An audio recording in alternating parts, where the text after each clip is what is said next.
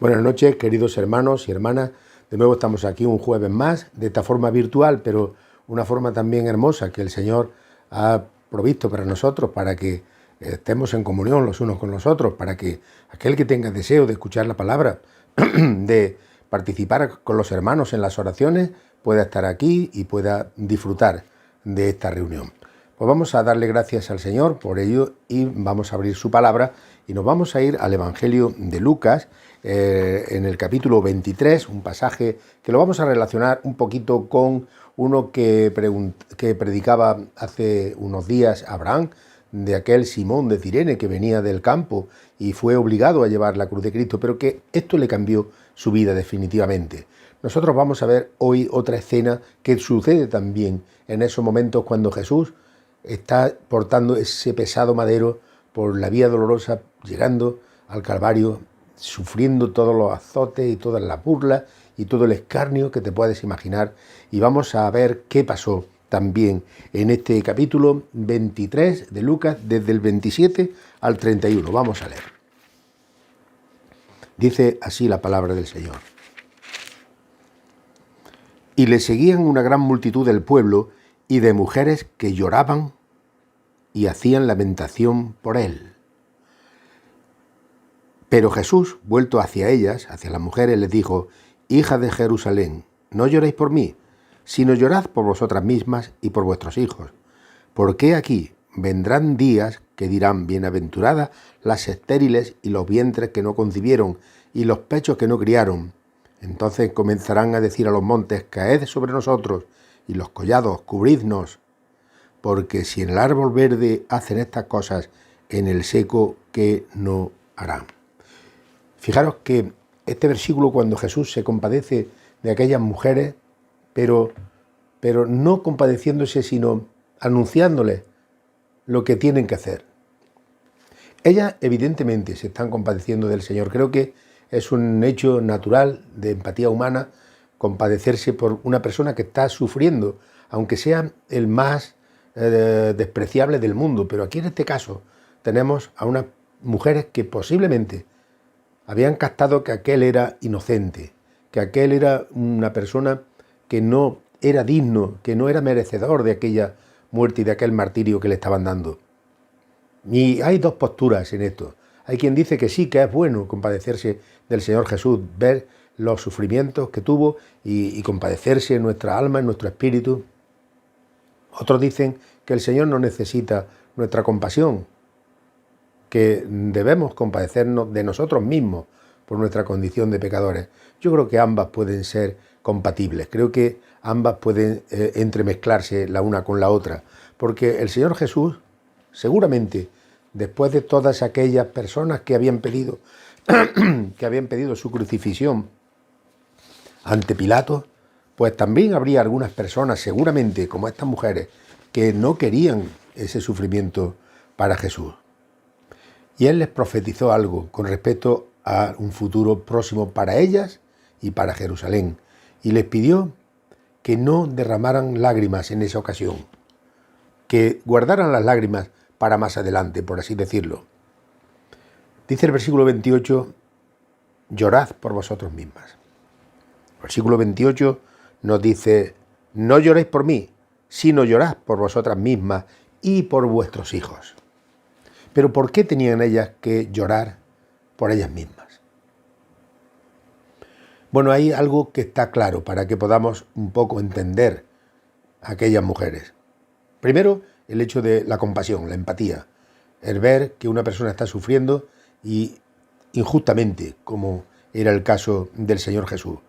No entendían que aquello tenía que ocurrir.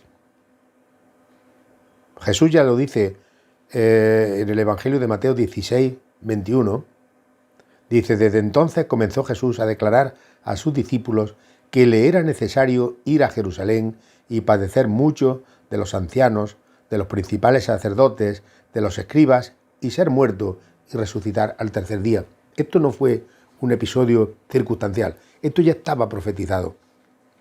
Jesús podía haber huido perfectamente de Jerusalén, haber sido a otro lugar. Él tenía amigos, tenía conocidos, tenía personas que tal vez le hubieran ayudado a escapar y a irse a otro lugar, pero él sabía que era necesario ir a Jerusalén. Fijaros la profundidad de esta declaración. Ellas ignoraban que esto ya estaba planificado en la mente de Dios. Dice en Primera de Pedro, capítulo 1, versículos del 18 al 20, sabiendo que fuisteis rescatados de vuestra vana manera de vivir, la cual recibisteis de vuestros padres, no con cosas corruptibles como oro o plata, sino con la sangre preciosa de Cristo, como un cordero sin mancha y sin contaminación, ya destinado desde la fundación del mundo, pero manifestado en los postreros días por amor de vosotros. Jesús le está instando aquí a las mujeres a que no lloren por él, que hay más motivos para derramar lágrimas. Fijaros, ellas no lloraban por el pecado de sus gobernantes. Tenían que haber llorado por el pecado de sus gobernantes, que habían cometido esa injusticia. Ellas tampoco lloraban por el pecado del pueblo. Y creo que es importante que distingamos esto. Ellas estaban focalizando su misericordia, su pena en la persona de Jesús, pero no estaban llorando por todo lo que había llevado a aquella situación, como el pecado del pueblo que pidió públicamente que Jesús fuera crucificado. La mayoría. Tampoco lloraban por sus propios pecados. Tampoco lloraban. Muchas personas hoy en día sienten lástima al recordar la muerte de Jesús, al recordar la muerte y la pasión de Cristo, pero no sienten lástima por ellos mismos. Fijaros, en estos días cuando veíamos, no procesiones porque no ha habido este año por el tema de la pandemia, pero en otras ocasiones hemos visto a personas que lloran cuando ven una imagen de estas que te constriñe, que te impresiona por el dolor que expresa. Hay buenos escultores que han hecho ahí, aunque no estamos de acuerdo con el uso de imágenes para el tema de culto, como la Biblia dice, porque lo prohíbe rotundamente, pero vemos que hay escultores que han hecho unas obras que transmiten ese dolor a las personas.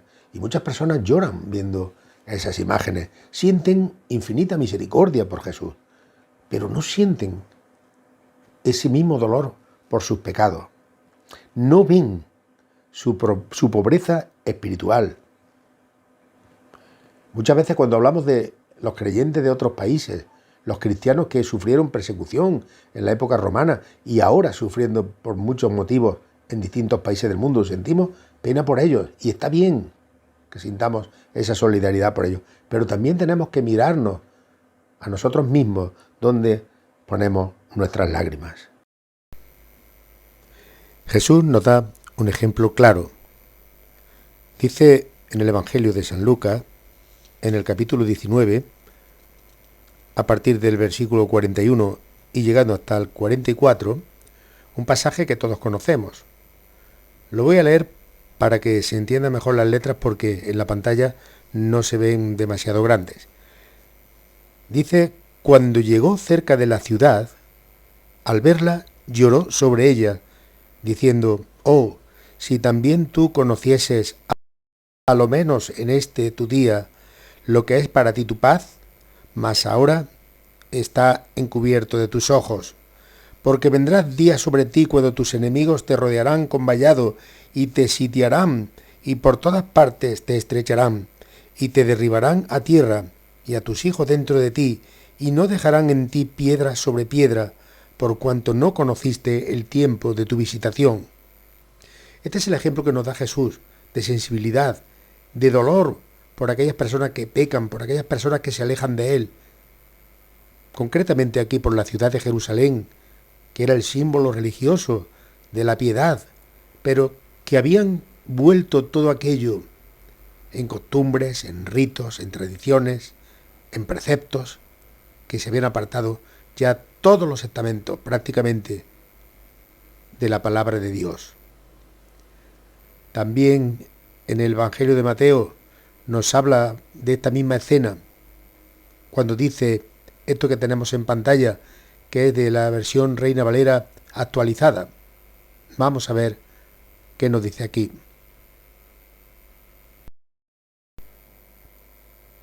Pertenece al Evangelio de Mateo, del capítulo 23, de los versículos 37 al 39.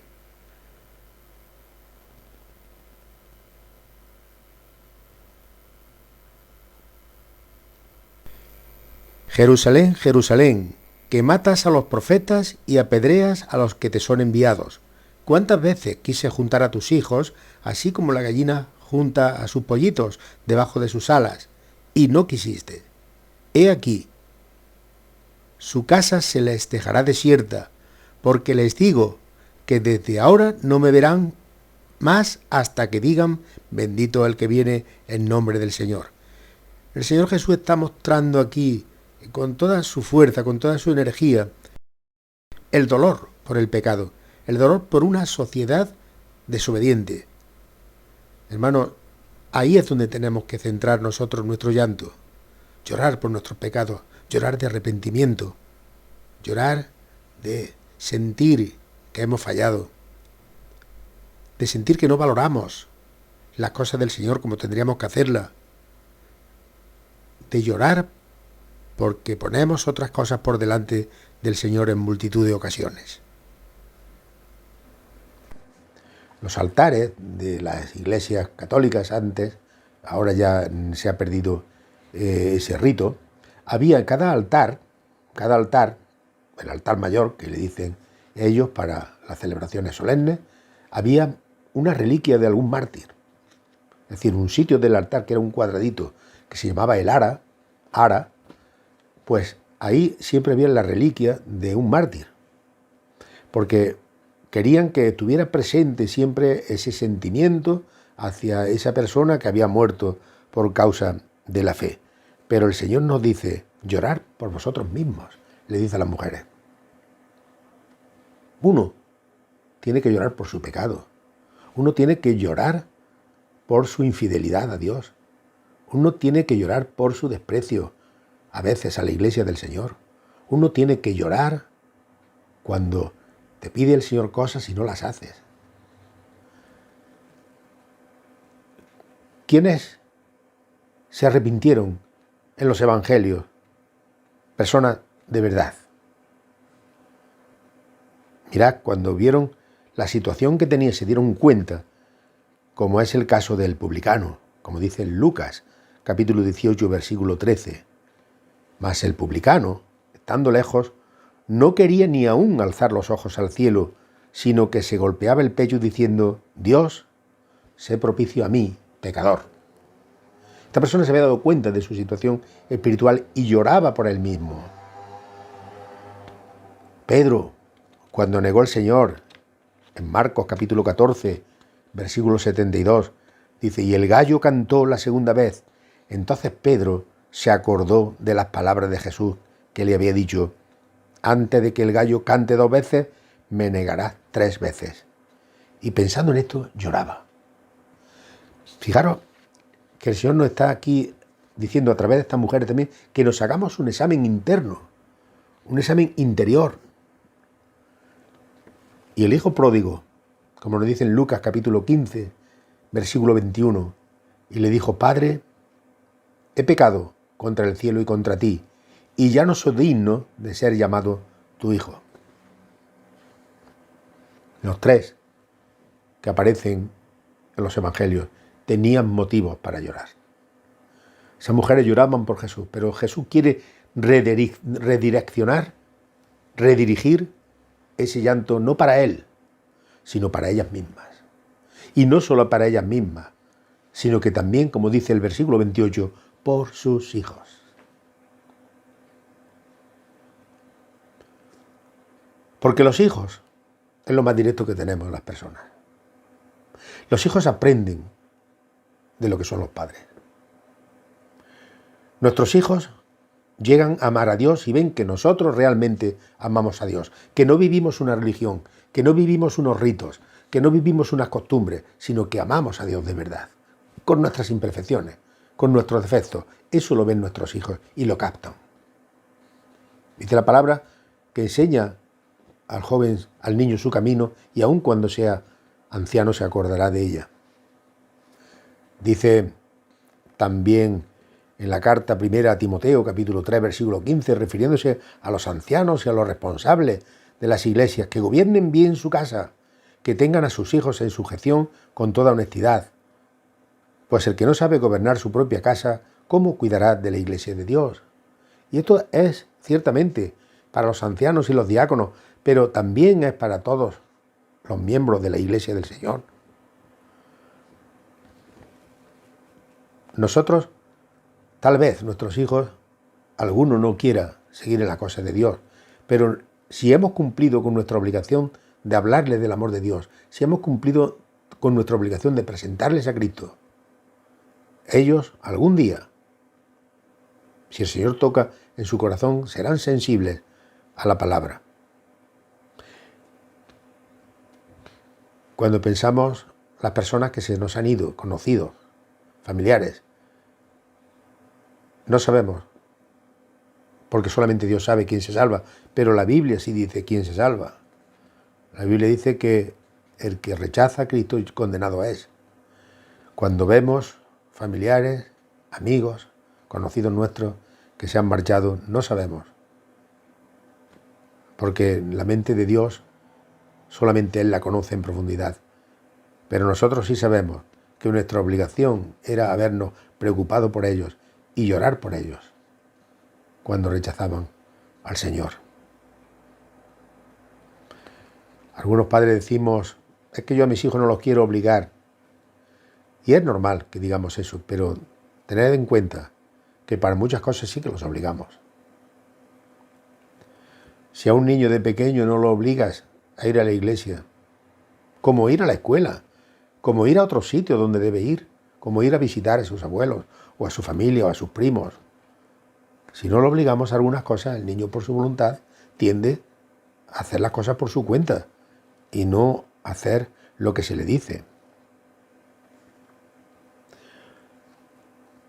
En los proverbios habla del niño consentido que avergüenza a su madre. La palabra consentido significa pues eso, dejarlo a su aire, dejarlo al gobierno de sí mismo. Cuando sea grande ya decidirá lo que quiere ser. Me han dicho a mí muchos padres de niños que conozco. Una madre me dijo en cierta ocasión, mi hijo no está bautizado porque no queremos meterle eso en la cabeza. Es una persona que, bueno, pues se identifica a sí misma como una persona progresista. Y yo le dije, ¿pero le estás enseñando algún camino? No, luego cuando él sea mayor que él elija. Bueno, a lo mejor es demasiado tarde. Porque el mundo que vivimos, hermanos, hoy en día es muy peligroso, especialmente para nuestros hijos. Y hay que educarlos mientras se puede, en disciplina y amonestación del Señor, como nos dice. Pero también nos dice que seamos padres sensibles, que seamos padres que nos preocupemos por nuestros hijos, pero sin provocarlos a ira, sino criarlos en disciplina y amonestación del Señor. Que cuando reciba una amonestación no sea una amonestación nuestra, sino una amonestación del Señor. No sea nuestro capricho, sino que sea algo que está basado en la palabra de Dios. Fijaros qué importancia tiene aquí cuando Jesús le dice, llorad por vosotros mismos y llorad por vuestros hijos. Porque iban a recibir un juicio muy importante. Dice en el versículo 30. Fijaros, entonces comenzarán a decir a los montes, caed sobre nosotros, y a los collados, cubrirnos. ¿Qué desesperación más grande decir a un monte, cae sobre nosotros y se acaba todo? Una destrucción que llegó a Jerusalén pocos años después, dirigida por el general romano Tito, que no dejó nada.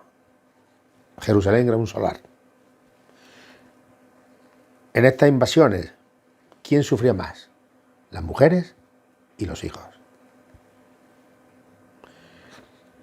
Los romanos no andaban con tonterías. El ejército sitiaba una ciudad y nadie podía entrar ni salir.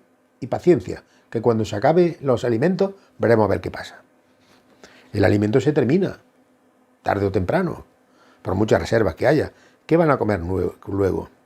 Por eso aquí alaba a aquellas que no han tenido hijos, porque no tendrán esa preocupación de darle de comer a sus hijos.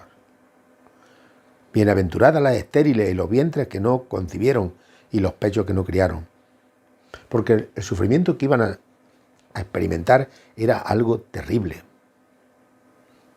Querían más bien ser sepultados por las rocas, por las montañas, que ver todo el desastre que estaba ocurriendo. Pero es que el juicio de Dios hoy día sigue vigente. Horrenda cosa es caer en manos del Dios vivo, nos dice en Hebreo. Los hombres del diluvio experimentaron el juicio de Dios. Los habitantes de Sodoma y Gomorra también experimentaron el juicio de Dios. Y el mundo en el que vivimos experimentará el juicio de Dios. Y dice la palabra, el Señor vendrá como ladrón en la noche, en el cual los cielos pasarán con gran estruendo y los elementos ardiendo serán deshechos, y la tierra y las obras que en ella hay serán quemadas, en el cual los cielos encendiéndose serán deshechos y los elementos siendo quemados se fundirán. Bueno, el Señor va a hacer juicio sobre, y esto es una realidad que a veces evitamos comentar porque parece demasiado fuerte. Pero nosotros, los creyentes, los que hemos creído en el Señor, los que seguimos al Señor, dice en Tesalonicenses que esperaremos de los cielos a su Hijo, el cual resucitó de los muertos, a Jesús, quien nos librará de la ira venidera. Ahora, ¿hemos de llorar por nosotros mismos? Sí. Porque pecamos, porque fallamos, porque a veces somos orgullosos, arrogantes, porque pensamos que somos suficientes, porque pensamos que la iglesia no tiene importancia, porque pensamos que la relación con los hermanos es poca cosa. Hermanos, tenemos que llorar por nosotros mismos. Frutos tenemos que llevar de arrepentimiento. Hoy es un día para que pensemos en nosotros como creyentes, para que pensemos en nuestra familia, para que pensemos en las personas que nos rodean y para que pensemos en todas las cosas que el Señor nos ha encomendado. Muchos se han lamentado por no hacer las cosas a su tiempo. ¿Obedeceremos al Señor?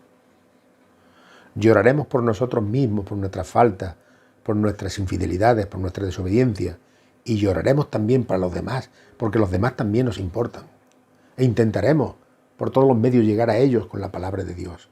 Intentaremos por todos los medios presentarles a Cristo. Hermanos, que el Señor nos bendiga en esta noche. Que el Señor quiere que nos compadezcamos, que examinemos y que lloremos por las cosas que hacemos mal. Para bien de nuestra alma tenemos que llorar. Tenemos que arrepentirnos y decir, Señor, sé propicio a mí, pecador. O como decían los discípulos, Señor, aumentanos la fe. Aumentanos la fe.